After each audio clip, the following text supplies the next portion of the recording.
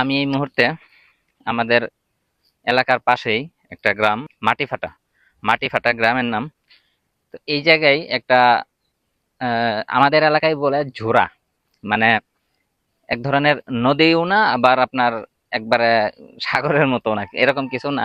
এটা আপনার এই যে বর্ডার থেকে, ইন্ডিয়ান বর্ডার থেকে যে পানিগুলো আসে, পাহাড় থেকে যে পানিগুলো আসে, এইটাই আপনার এই দিয়েই, এই ব্রিজের নিচ দিয়ে আসলে এইদিকে চলে যায়। আমি যদি দেখানোর চেষ্টা করি, দেখেন এই যে এই নিচ দিয়েই আসলে পানিটা চলে যায়। এটা আসলে কোন নদীর সাথে স- সংযুক্ত হয়েছে এটা আমি আসলে জানা নাই। সম্ভবত ব্রহ্মপুত্র নদীর কথা শুনেছি, এরকম কিছু। ওই নদীর সাথে হয়তো এটা আসলে সংযুক্ত হয়েছে। এটা এখন আসলে এরকম শুকনা দেখা যাইতেছে।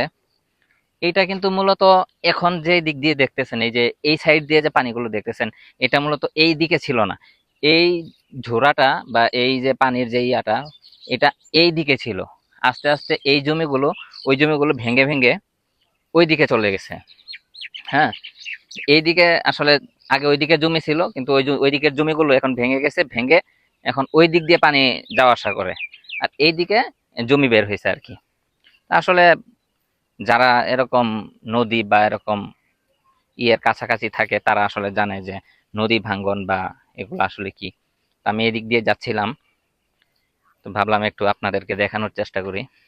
এই যে দেখেন, এই যে এই ইয়াটা আগে মূলত এই দিকে ছিল আসলে। এটা এইদিকে জমি ভেঙে, আগে এইদিকে ছিল, এখন এইদিকে জমি ভেঙে এইদিকে আপনার ই হয়ে গেছে, আর এইদিকে জমি বের হয়েছে।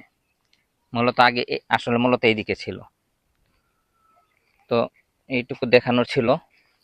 তো ভাবলাম আমি যেহেতু এই দিক দিয়ে যাচ্ছি, এই রাস্তা দিয়ে যাচ্ছি, এই জন্য আর কি দেখানোর চেষ্টা করলাম।